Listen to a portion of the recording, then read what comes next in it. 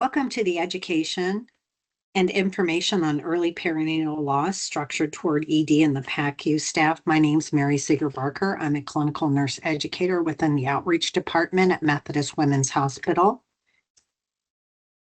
And I will be your narrator today for this presentation. These are just our disclaimers regarding the content and use of the information we present today. And here's a list of the objectives. We want the participants at the end of the program to recognize the benefits of the education regarding early perinatal loss for clinical staff, the obstacles in coping with early perinatal loss for both staff and parents, and recognize possible parental responses and coping mechanisms related to early perinatal loss. We will also touch upon the companioning concept and effective communication techniques for staff to aid in the care of patients experiencing early perinatal loss.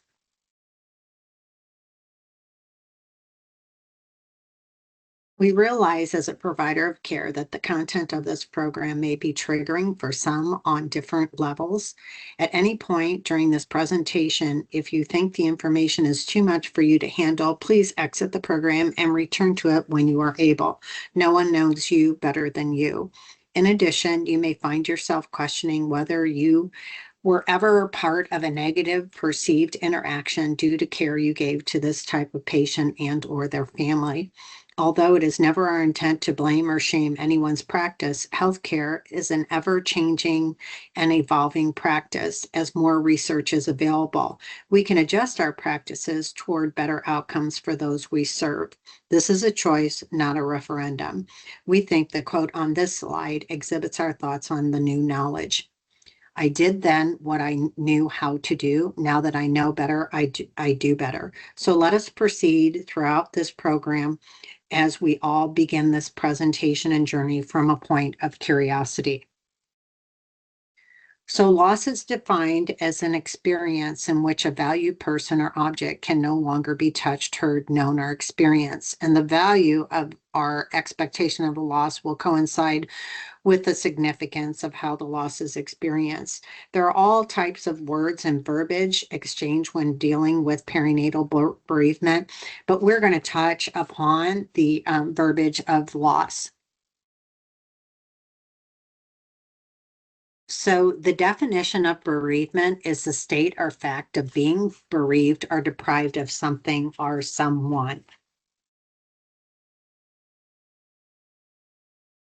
Grief is the response to loss, particularly to the loss of someone or some living thing that has died, to which a bond or affection was formed. Although conventionally focused on the emotional response to loss, grief also has physical, cognitive, behavioral, social, cultural, spiritual, and philosophical dimensions, which we'll cover a little bit later. It is important to remember that most researchers have not been able to find an association between the length of gestational age and the intensity of grieving, anxiety, or depression when we're talking about perinatal loss. For example, a woman who has lost her child at 8 or 11 weeks may be just as distraught as a birthing person who has lost their child at 20 or 39 weeks gestation. This is from Martha Diamond, and who co-authored the book Reproductive Trauma, Psychotherapy, and with Infertility and Pregnancy Loss Clients.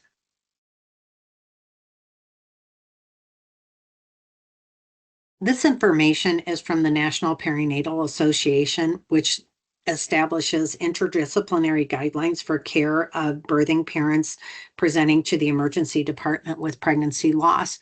For many parents, a loss in pregnancy once again correlates with the loss of hope for a planned future with a child. However, meanings of the pregnancy vary greatly, and so may the response of the loss of the patient and or families in which they come to the emergency room with.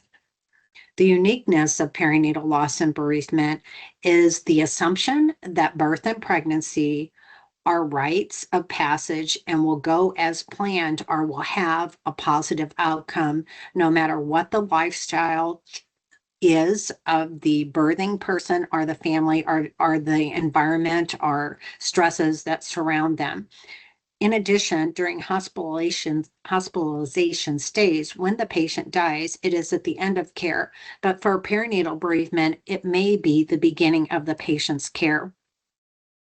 We are going to talk for a minute about why it may be difficult for staff within the emergency department, the ED or PACU, a Post Anesthesia Care Unit, to care for this patient population and their families.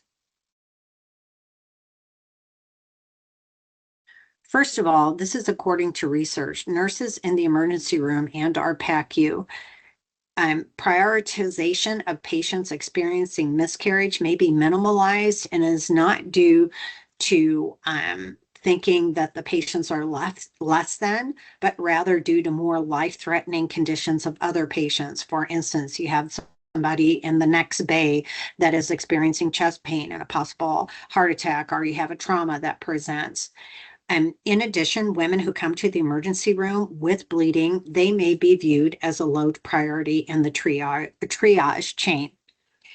Inexperienced nurses are uncomfortable with this type of communication, and they usually default to more experienced staff because inexperienced nurses are really focused on physical tasks and in order to validate their practice, and they may avoid communication, especially difficult communication, which the perinatal bereavement couple will require. These are additional whys, and this has to do with patient dissatisfaction. Inexperienced staff may request assistance from labor and delivery staff, which may lead to the perception by the patient and family of fragmented care. I think it's important to remember that the key here is about the patient and their family's perception of care, but not the actual reasoning surrounding that care. For instance, I think it's totally appropriate to rely on or consult with more experienced staff members and labor and delivery personnel. However, the perception of the family may lead them to think that their care that they're receiving is a little bit fragmented, and it's not to be taken personally. Patient-centered care, assisting the patient and family from medical care to bereavement care. It is a patient's right to be informed and to be treated with dignity and respect, no matter how busy the unit is. Global health experts agree that how people are treated during childbirth can affect the health and well-being not only of the mother, child, and family, but society in whole. And this, the treatment of perinatal bereaved families and parents falls under that umbrella. So the key to care is to find out in the short time that we spend with this family and this patient is what is the meaning of the pregnancy for them and validate them where they are. This should be really, truly a judgment-free zone. The expectation is not to fix the situation, but rather partner and companion with the patient and family through their journey of grief.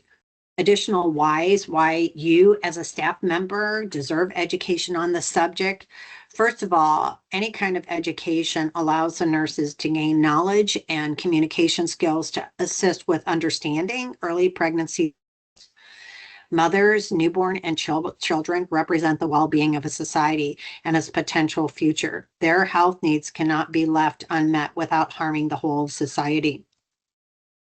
So what is our purpose related to grief and patient and families? It's not to fix the situation, but rather companion with the patient and their families. According to Megan Devine, who's an expert in grief and loss, the removal of grief is not what we're going for. Instead, we're looking for companionship, acknowledgement, and the tools to make all of this just a little bit gentler on the patient and their family's heart and mind. There is a website that you are welcome to access on your own. We're going to watch a very short video on how to help a grieving friend, which I think is applicable in our clinical practice.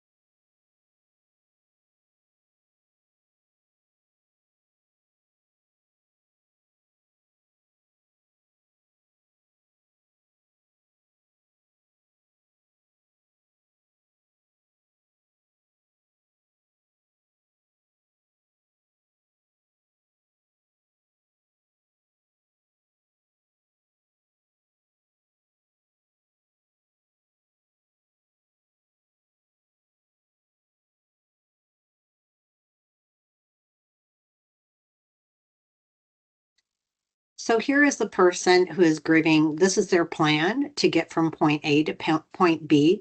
But in reality, here is what they experience: lows and highs, peaks and valleys.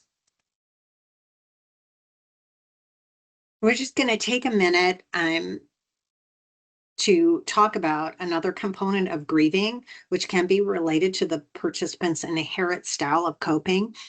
Keep in mind, though, neither one of these types of coping styles um, are absolute and are right or wrong. Many people may be in the middle of these and use some or the other, but I think it's good. We think it's good to have a understanding of different coping styles because it may explain some of the behavior that you see. So the first coping style that we're going to talk about is intuitive style of coping. And in this style of coping, persons want to process their emotions. They may experience waves of emotions. How they feel inside really matches their expression of their grief. Feel more of their emotions rather than thinking. However, this doesn't mean that they don't think. They want to express their feelings, and their feelings are intensely felt.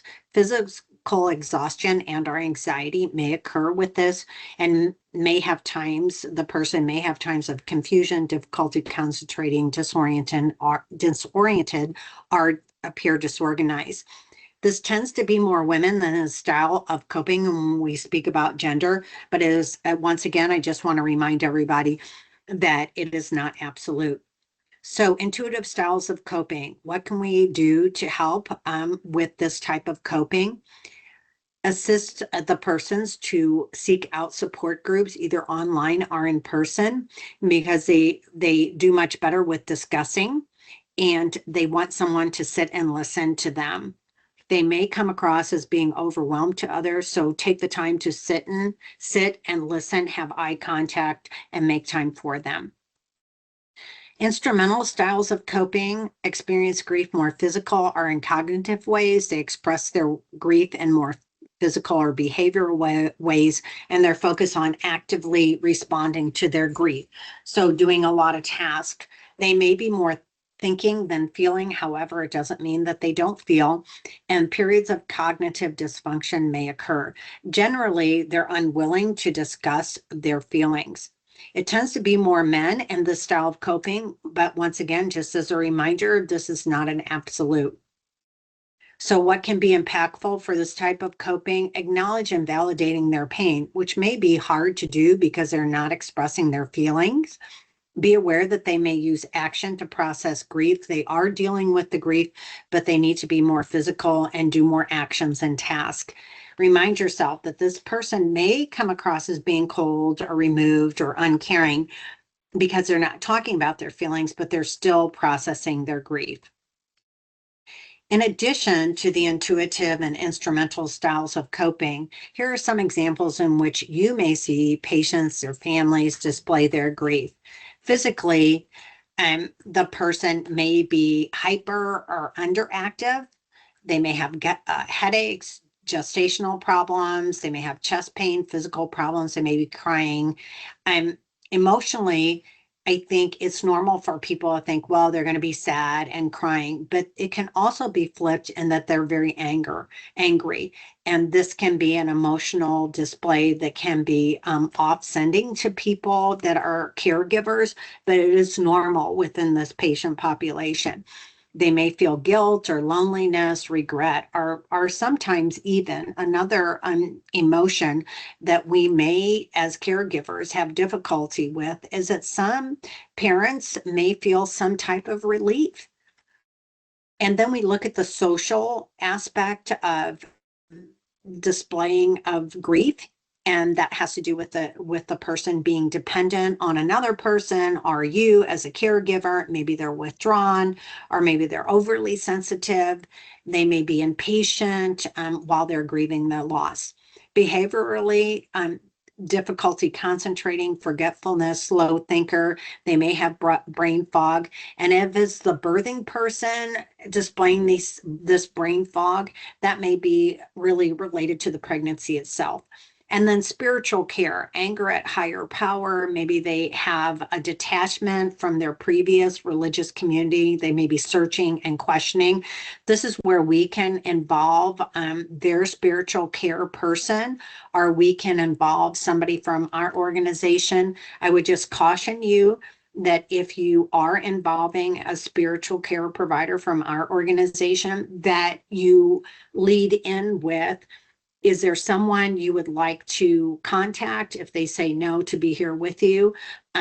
If and then if they don't have anybody from their support group, you may want to lead in with, well, we have people here at our organization that would partner with you. Do you want me to contact them? And if they say yes, once again, I would not advertise them as pastoral care or spiritual care, and I'd have that conversation with the spiritual care person that's responding to that. So how does a healthcare worker communicate and assist families experiencing perinatal loss? The most important concept is to partner with the patient and family and connect with them and avoid trying to fix the situation, because that's an impossible task.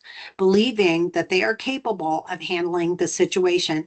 And if your assessment finds that you feel because of different mental health issues or social issues that they are not able to handle this situation, it's our responsibility to contact social work to get some interventions there. Respect and honor their decisions. Sometimes it's really hard for us, especially in the PACU or ED, where the losses are early and the fetus may not resemble a baby, but may unfortunately be in parts are just not be what we think it should be, and the parents and the birthing person wants to see their baby. We have to honor and respect their decision. We would just say our advice is we would never want somebody to do this alone. So they should have somebody there to partner with them, whether that be the nurse, somebody from social work or pastoral care, or a partner. They should never do this alone. You want to follow their lead and where they're coming from. And we can't stress this enough, the importance of validation of their pregnancy, their situation, and their loss. So as caregivers, we know sometimes in an ideal setting, you would just be taking care of this patient and their family alone, but that's not the reality of working in a busy organization or even a not so busy organization. So you may have other patients. What we like to promote is a self-preparedness example given to us through resolve through sharing. So outside the patient's door, before we even go in, we just take a few seconds to take in some nice slow deep breaths to calm ourselves. We want to reflect on our personal thoughts regarding taking care of this patient. Maybe we have some trauma in our background or situations in our background regarding a similar patient or a patient family that we've taken care of. We want to reflect on that. We want to acknowledge where we are, any personal biases we may have, and we're going to commit to this patient and this family at this time through our words and our actions to be respectful. It's always difficult for people. That's the $1,000,000 question. You ask what to say. Some things that can be really seem not so important or very important to the parents and the family. I'm sorry for what you are experiencing today. I realize this is not the plan you had for your pregnancy, and I am very sorry. Acknowledging that you can't take away the pain of the situation that is happening, but you're going to try and do your best to ease it and make it more palatable. This and another acknowledging statement is, this must be very difficult for you and your family. I'm here to listen to you and to tend to your concerns. Things not to say or try to avoid saying. If you or your loved one has experienced a similar situation, I think it's normal. We think it's normal for you to want to empathize with them by sharing your story. But we want to avoid that because that will focus more on you than on the patient. So try to avoid, I understand what you're going through because every situation is different. Or I know what this is like for you because I had and you tick off the experience that you have had, because every situation and person's perception is unique and individual, and we want to honor this particular time for this patient and their family. A patient in your particular area of practice, in the emergency room and PACU, they may have tons and tons of questions. Why am I bleeding? Why is this happening? Will this bleeding or cramping result in the loss of the pregnancy? We realize that this puts you in just a hard situation, but it's best to acknowledge their concerns but avoid giving them medical advice. Instead, you want to maybe give them a pen and paper to write down their questions, when the provider comes, because their provider of perinatal loss may be varied. They may not be having a miscarriage. They may not, or they may be having that, and it's not ours to determine that because of the variety of the situation itself. So being sure, this is a concept that was studied, and it is research on the birthing person's experience of miscarriage by exploring their approach to decisions about what to do after learning a miscarriage was most likely or fetal demise has happened. Decisions on whether to wait, have a surgical procedure, or receive medication. This concept has been identified as being sure. So the possible need to talk to their provider or have another ultrasound is so important to ensure the inevitability of the miscarriage or the non-viability of the pregnancy. So we realize the busyness of organizations, but really to ask for that extra ultrasound if the parents want that is so important to their ongoing mental health. These are difficult decisions. You can or may assist the patient family in making those difficult decisions on what to do, whether to have a surgical procedure, whether to receive medication, or whether to sit and wait for nature to take its course. You can assist them by saying, is there an option for you that seems a better fit than others? And also saying, in the past, what resources did you use, or what helped you make a decision? Did it help to list pros and cons? And once again, we want to acknowledge that this is really difficult for them, but think of the next months or years and what do you consider would be the most important thing to think about. And it may be acceptable to say, in my experience as a nurse, working with patients in similar situations as yours, these are some of the decisions that they have made. That is totally appropriate to say. So we look at a fetal loss framework for emergency room nurses, and we realize that frameworks are theoretical frameworks, but I think this one really helps in practice, thinking of the acronym fetal and loss. So fetal, focus on the physical exam, a thorough H&P, and any life-saving interventions are initiated and addressed. Is the person coming in that may have an ectopic pregnancy or hemorrhaging or whatever? Those are things that need to be attended right away. Early information, inform the patient, the family of the circumstance, and avoid using the term abortion. That's a medical term. We want to avoid that term because it raises so many red flags in our society. TLC, provide comfort and empathy. Maybe it's just a warm blanket. Maybe it's involving your nurse tech or somebody else because you're busy doing something else, but giving them some TLC. Understanding the anniversary phenomenon. The increased likelihood of experiencing sadness and depression on the expected due date of the pregnancy are certain types of anniversaries for that first year, Christmas, any holidays, those kind of things, and let it out. Encourage patients to discuss their family feelings with family and friends, and really ask them and see what their support system is like. And then loss, link up with the social worker for referrals for high-risk patients and families. We talked about the importance of mental health and trying to promote those outcomes. Outpatient care, how and where the patient will receive their follow-up care, and then social support. Inform the patient of support groups. We do have a bestcare.org. When you follow that website there, which will have different types of resources for patient and families.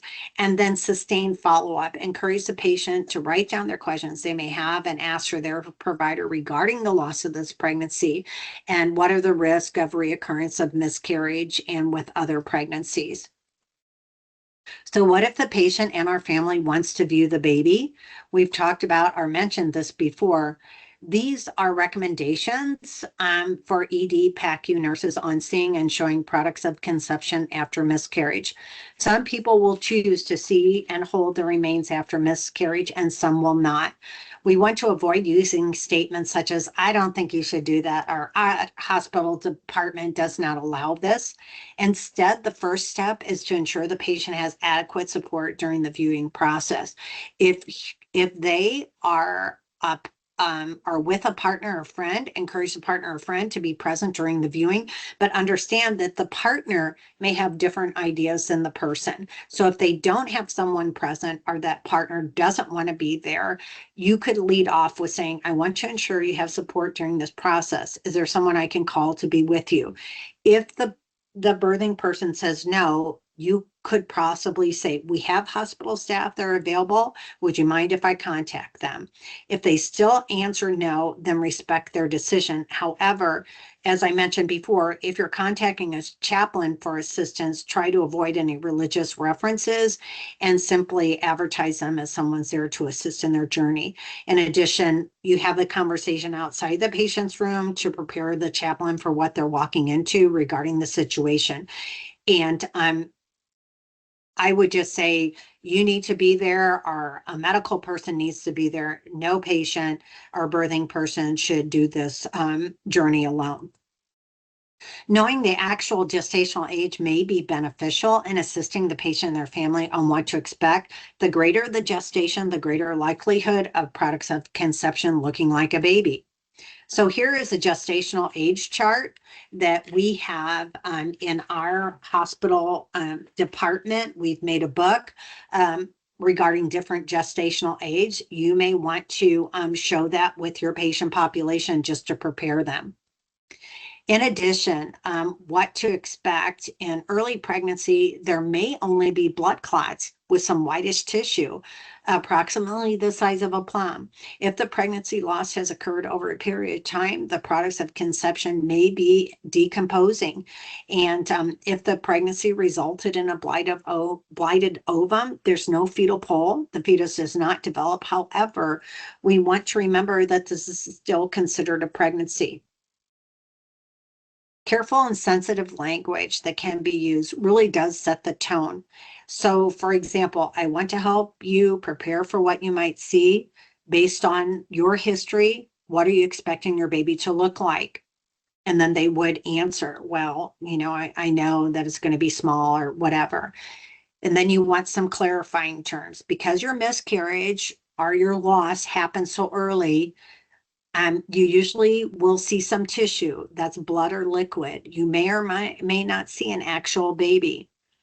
And then another thing you could say is, I'll try and prepare you as much as possible for what you will see, and I'll remain with you if you would like me to be. And because the miscarriage happened later in your pregnancy, you may see a small baby. So all those things are appropriate to say, but we really need to be sensitive about their language. I think it becomes more difficult with the DNC, dilatation and curettage, or DNE, dilatation and evacuation, because after surgical interventions, this results in the tissue being disrupted. So an identifiable baby comes out in parts. It's really difficult. It may be really difficult for patient or family to see along with staff. However, the patient's request to view should be honored, along with ensuring that they are prepared and supported as much as possible. So respectful handling of tissue after miscarriage or surgery. We want to avoid placing the fetal product or products of conception in a metal a plastic or emesis basin where we have other things such as instruments thrown on top within that canister where the products of conception lay. We want to respectfully handle the products of conception, because we could do that by placing the fetus in a soft towel or blanket or gauze, making sure not to use a blanket that is disposable, because there have been instances, not in this organization, but throughout the country, where that has happened. So avoid the use of surgical towels, blue towels, because that increases the likelihood of accidental disposal of fetal products of conception. So early life deserves a certain amount of dignity, no matter how poor or damaged the shell that carries it. So in closing, we want you to remember, you are not there to fix the situation, but rather companion with the patient family on this journey. Acknowledgement and validation are really the keys. Our responsibility is to treat every perinatal loss, no matter the gestation, with dignity and respect. If you are a new clinician or think you are inexperienced in this area, this is a normal feeling. Do not feel obligated to share this with your patient and family. Again, you are given permission to preface conversations with, "It has been my experience as a nurse," because you have the experience through education and talking with colleagues and how they deal with the situation. And don't forget to ask for help from coworkers, and also to lend help to coworkers. I think this is a great quote. Significance comes from helping others. And on that note, we want you to remember that you are all memory makers, and it's within your power whether or not you're going to have what type of memory you will make with this situation with parents. Some things are out of your control, but they can look back on this experience and say, yes, it was a horrible experience that I lost my baby, that I miscarried, or I had vaginal bleeding or whatever. But boy, the staff that took care of me made it palatable. They helped out so much. They may not remember your names, but they're going to remember your actions. So we want everybody to be a positive memory maker. Once again, we thank you for your time and dedication regarding this patient population and their families. If you have any questions or want further education, we do offer a full 8-hour in-person class 3 times a year. Just look on the professional development department and check with your manager whether or not you should be attending. And thank you for your time. Here are the references that we use. Good afternoon, everyone. Welcome to the next part of our presentation on Emergency Department and PACU Bereavement Program. I'm Kim Dipple, Clinical Nurse Educator in Outreach. And now we're going to discuss the resources that you have available to you as a nurse and what's available to your patient. First of all, you need to know how to find the policy. So you're going to bring up the intranet page. You're going to find policies at the top and click there. When you do that, you are immediately redirected to our new Power DMS page. Under Site Key, you're going to enter NMHS, and I have that circled for you. That is going to bring you to your Find the Policies. So on the left-hand side is the page it's going to bring up, and there is a search bar at the top, and you can type in what you're looking for. So I typed in stillborn. The file that I have circled on that same page on the left-hand side, number 1, you're going to select that files. Number 2, you're going to select clinical service line. And number 3, you will select birth services, NICU, newborn. On the right-hand side, this is what it brings up now, are the policies. So within those policies, you want to find the one that says fetal infant death. When you bring up the policy itself, when you click on it, it is going to bring you a policy that is 18 pages long. It's probably best, if you're not familiar with it, that you print it out, because it is your guide, your checklist. It has all of your tasks that you need to do for patients, and it's divided up by the service wherever you work. So it gives a list And if you're in the emergency department, you're going to go to that section. If you're in surgical services, you'll go to that section, and so on. So find your department and work off of the list. On page 1, it's nice because it gives you some definitions. So you can have a live birth that then dies. You can have a fetal death, and the stillbirth, that is your baby that is greater than or equal to 20 weeks gestation. Or you can have a miscarriage, and that's your death that occurs in utero before 20 weeks gestation. Or you can have an infant death, and they're all included in this policy.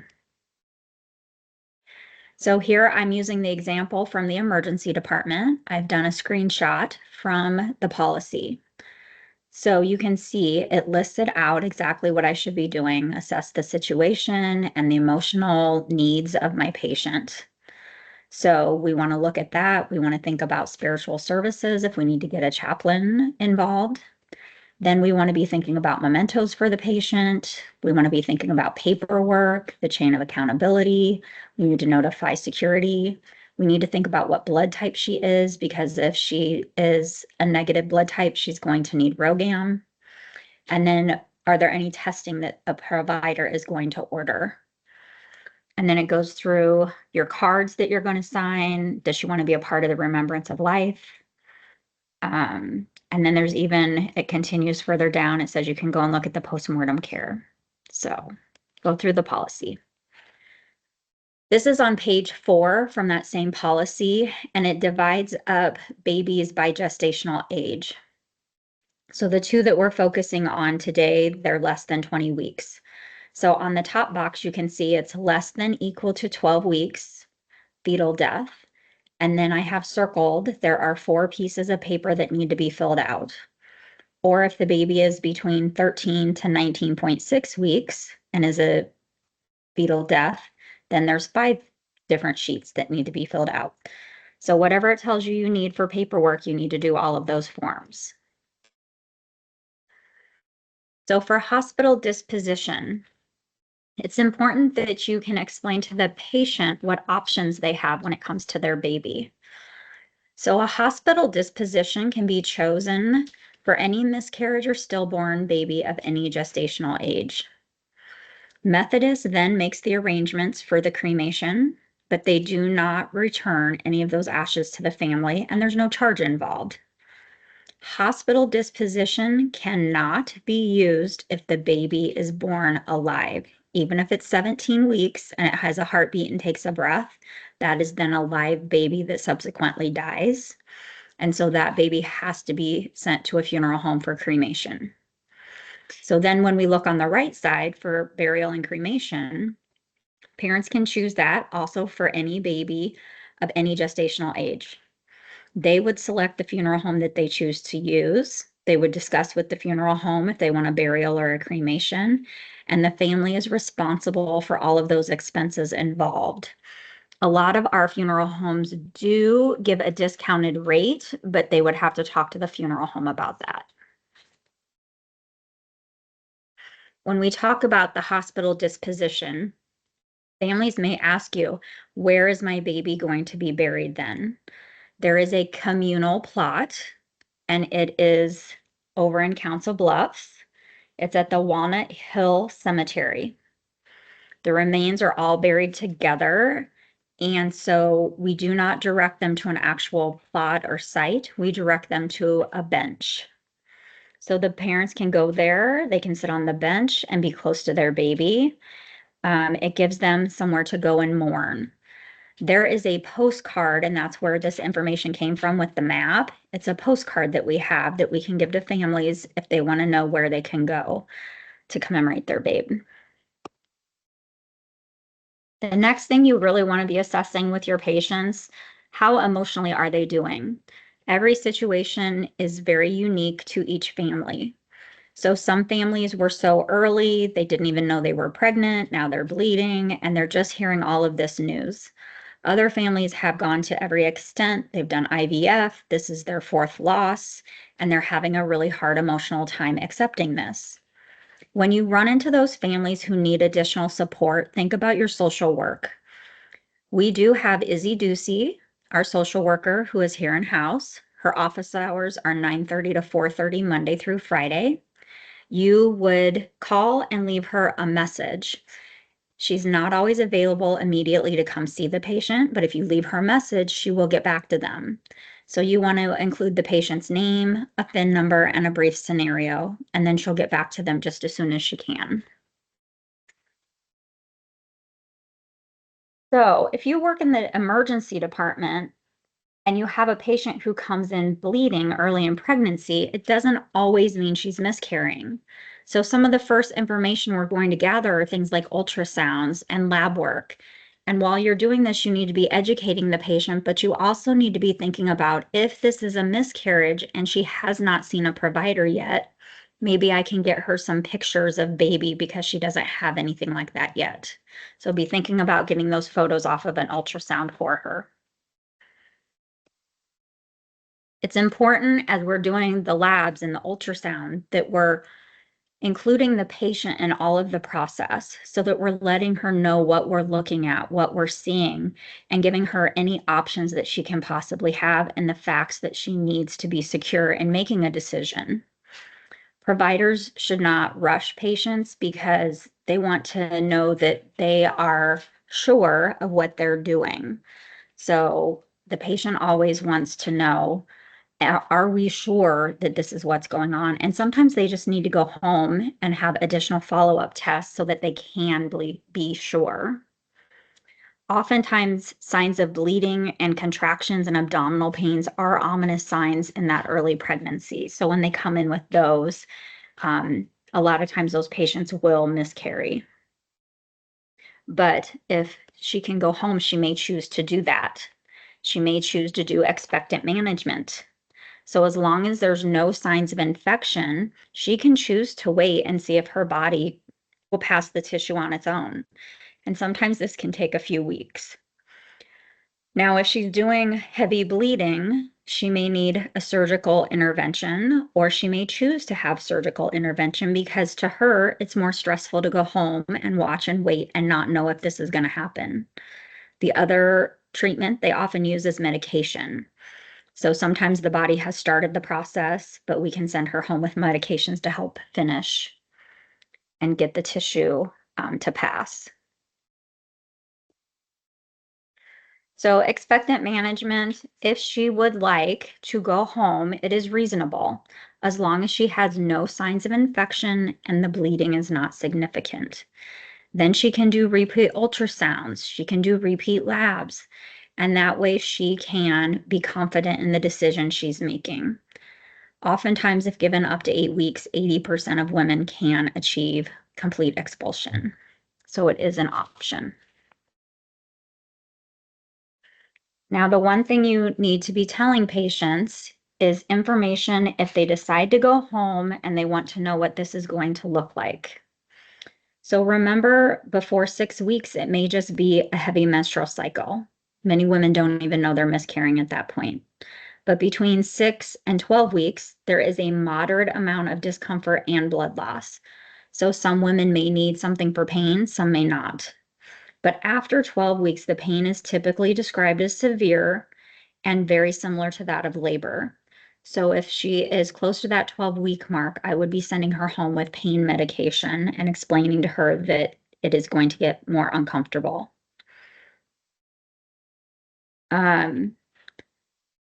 The other thing is we need to send her with some of her supplies and when to seek medical attention. So the biggest thing is if she has an infection, she's going to have fever and chills. So if she has those, she needs to be seen. The other is if she is filling more than 2 peri pads in 2 consecutive hours, she needs to go back to the emergency room and be seen. So that would be too much bleeding. Next, we have miscarriage kits. So if we are sending somebody home with expectant management who has started to miscarry, we want to make sure that we send her with supplies in case she does miscarry at home. So part of that is a kit that's pre-assembled. They're kept in the emergency department, and you would need to collect the kit and then give it to the patient.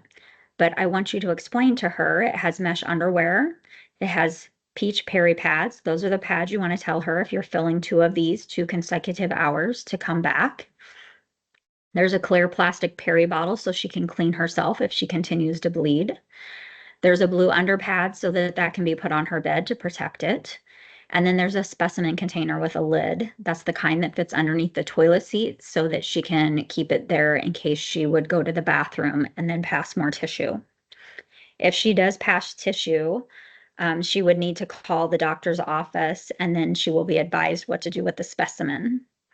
The other piece, this form is kept under forms on the internet, and we do have a Spanish version if you would have a Spanish-speaking family. They are kept in the clean utility room, so you can see they're just in a plastic baggie, and you would go grab the bag for your patient that you're sending home. Discharge instructions are very important, and they're specialized. So you really need to look individually at what your patient is going home. Is it an incomplete miscarriage? Is it a miscarriage? Recurrent pregnancy loss, all of those sort of things. But look which one fits her best and send her with the right education. The next thing are the pamphlets that we have that can go home. They're just sympathy pamphlets. They are through Resolve Through Sharing, which is a national program. It's a model that provides relationship and evidence-based care to grieving families. It gives them support materials that they can take with them, and they're individualized for the family dynamic. So if you have a dad, there's one about a father's grief. There's grandparents' grief. There's an ectopic pregnancy. So pick one that's appropriate, and you can send her with that also. The next thing that we have is we have early loss resource and memento bags. These are also pre-assembled bags that are kept in the PACU and in the emergency department. It includes all of the items that are shown here tucked into that little white gift bag so that they can take them with them when they go. The biggest thing is I want you to be able to explain the items that are in there. So I'm going to explain them to you so that you can better educate your patient about what's in there. So first of all, we have the wallet size pregnancy and infant loss resources. This little card has a QR code on it so they can easily access our website. The website has multiple support groups. It has educational offerings, and commemorative events. So that's through Methodist itself. The next thing that we have in the bag is a card with the heart in my pocket. The card is just a little stone that is adhered to that card, and they take it with them. Lots of patients like to take the stone off and keep it in their pocket. It just is something that can comfort them while they're grieving. So that will go in there. And then the next thing that's in the bag is going to be a butterfly. Our butterfly is a piece of paper that's embedded with wildflowers, and it's biodegradable. It can be planted inside or outside. The yellow card are the planting instructions for the families. And then once they grow, the butterflies are attracted to the flowers that bloom. The next thing that we have inside the bag are the Haven cards. So Haven Midwest is an organization that offers healing gift bags to families. So when they log on to the website, the first thing they'll see is request a healing bag. That bag includes self-care items, candle, journal, book, gift card, and a note from someone who's experienced loss. The website also offers recorded podcast episodes, patient stories, resources, and support groups. So lots of good things there. The next one down below is the crocheted keepsake square. These are donated to us from Bridget's Cradles. Bridget's Cradles is another organization that offers online testimonials, blogs, stories, and support groups. There are 44 podcast episodes that are offered there. The crocheted keepsakes, they come in squares and hearts, and they are a multitude of colors. So we get pink, we get blue, we get yellow, green, white. The one thing I would caution you is if you hand a family a bag with a blue square, they may think that we know that their baby was a boy. And oftentimes with those early losses, we do not. So do let the family know. The square does not tell you that you are having a boy. It's just the color of the crocheted square. The next thing that families have in that bag is an easy way to request a birth certificate. It's instructions. So the state of Nebraska offers a commemorative birth certificate, which for babies that are losses that are less than 20 weeks gestation, that is a big deal. There are only 2 states that do that right now. There is a fee required to request this, and there are 2 forms that need to be filled out. The QR code on the green card that we send them gets them to the patient form. But then there is also a provider form that verifies the loss. And then the instructions are there with the address where to mail that to. So this was put into legislation in 2018 by Governor Ricketts. And again, we're only one of 2 states that does this. And the unique thing about Nebraska is we are the first to be retroactive. So even if someone had a miscarriage before 2018, they can still go to their provider, get the paperwork needed, and then send it in and get one of these commemorative birth certificates. Here is what the birth certificate looks like. It has baby boy or baby girl if they know. If they don't know, they don't have to fill that in, and it would just say baby Smith. Then it has a date and then mommy and daddy. And so they can keep this with their keepsakes. The next thing we do is a Remembrance of Life ceremony every year.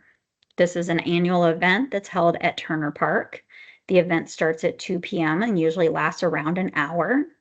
Any family that has experienced loss is welcome to attend. The parents come and they are given a card that they write their baby's name on, and they can write a note on the back of the card. And then there is a butterfly collection, and they can choose one of the butterflies to attach their card to. The names are all read during the ceremony. There is music, and then there are refreshments. This is a very nice program, and all parents are welcome to do that if they would like. The butterflies after the event are going to be housed outside of the hospitals. So they will choose, do they want their butterfly displayed outside Women's, Jenny Edmondson, or Fremont? And then those are kept in place during the month of October. October has been designated as Pregnancy, Infant, and Loss Awareness Month. So that's why we display them for the month of October. The other thing in October is we have the Global Wave of Light. So parents on October 15th at 7 p.m. in your time zone are encouraged to get a candle and light it for 1 hour. If we have a candle that is lit for an hour, then across all of the time zones across the world, if everyone leaves them lit for an hour, it would be this wave of light. So that's where that comes from. Okay, that is all I have for you guys for resources. Please reach out to Outreach if you have additional questions. Otherwise, have a beautiful day. Thank you. That concludes the online education. I would like to thank all of our presenters for their experience, knowledge, and expertise. Be sure to subscribe so you're up to date with all of Nebraska Methodist College's continuing education offerings. Thank you.